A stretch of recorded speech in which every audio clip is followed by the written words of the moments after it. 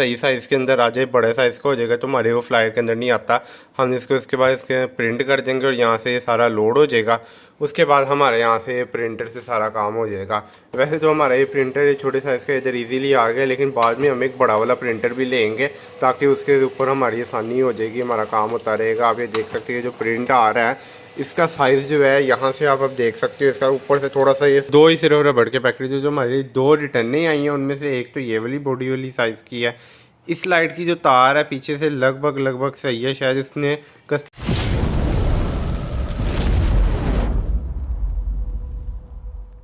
Guys we are back to another vlog. तो यार पिछले महीने तो मैंने आप सबको बताया था कि हमारी सेल थोड़ी डाउन है। एक तो गर्मी आ गई थी, लाइट थोड़ी सेल डाउन हो गई है।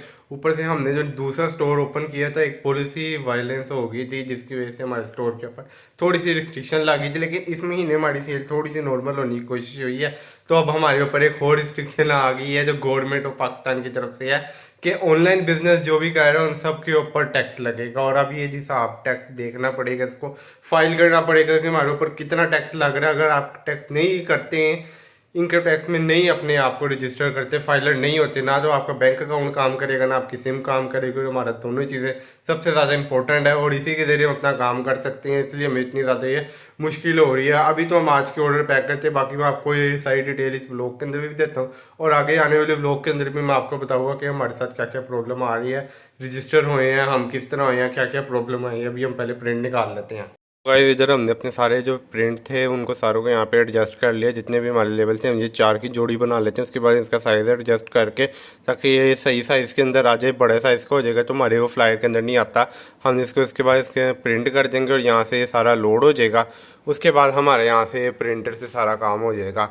वैसे तो हमारा ये प्रिंटर ये छोटे साइज़ का इधर इजीली आ गया, लेकिन बाद में हम एक बड़ा वाला प्रिंटर भी लेंगे ताकि उसके ऊपर हमारी आसानी हो जाएगी, हमारा काम होता रहेगा। आप ये देख सकते हैं जो प्रिंट आ रहा है इसका साइज़ जो है यहाँ से आप अब देख सकते हो, इसका ऊपर से थोड़ा सा ये साइज़ गैप आ रहा है ताकि यहाँ से कटिंग हो जाएगी जो हमारे फ्लायर के अंदर इजीली फिट हो जाता है। हमारे यहाँ पे सारे प्रिंट होते रहेंगे, इसलिए जितने भी कागज़ हमारे सारे ऑर्डर आए हुए हैं इनको हम यहाँ पे पूरी प्रिंट कर लेते हैं। काफ़ी सारे हमारे ऑर्डर हैं उनको प्रिंट हो जाएंगे, उसके बाद इसकी कटिंग हो जाएगी और आराम से हमारे ये प्रिंट हमारे लेबल यूज़ हो जाएंगे फ्लायर के अंदर।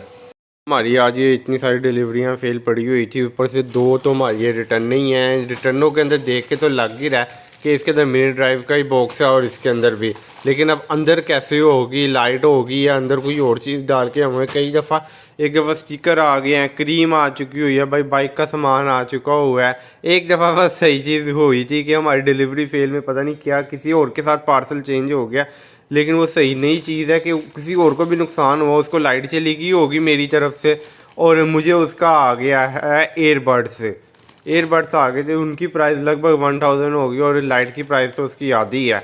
लेकिन फिर भी मैं नहीं चाहता कि इस तरह हो। लेकिन अभी दराज की तरफ से लेबल चेंज हुई थी, कई आप देख सकते हो कि ये हमारा नहीं है, ये स्टिकर लगाया हुआ है, लेकिन इसके नीचे अगर हम लेबल चेक करेंगे ना तो वो बिल्कुल सही होगा। इस तरह का ही लेबल होगा, ज़्यादा डैमेज नहीं होगा। इधर से स्कैन भी हो सकता है, इधर कोड भी उसका पढ़ा जा सकता है, सारा सारी डिटेल पढ़ी जा सकती है, लेकिन फिर भी वो चेंज कर देते हैं। लेकिन अभी हम इन सबको ओपन करके देखते हैं कि इनमें कोई चीज़ चेंज तो नहीं हुई।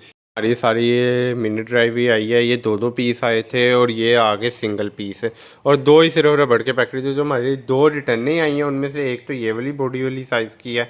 इस लाइट की जो तार है पीछे से लगभग सही है, शायद इसने कस्टमर ने सिर्फ चला करके इसको रोशनी नहीं पसंद आई या और कोई वजह होगी इसको भेजी है या ख़राब हुई होनी है, कुछ भी होना हम इसको चेक कर लेते हैं। लेकिन ये वाली तार जो है ये ऐसा लग रहा है जैसे कस्टमर ने अच्छी तरह से यूज़ की है, इसकी तारें छिली हुई हैं और इसको बाइक पे लगाया भी था।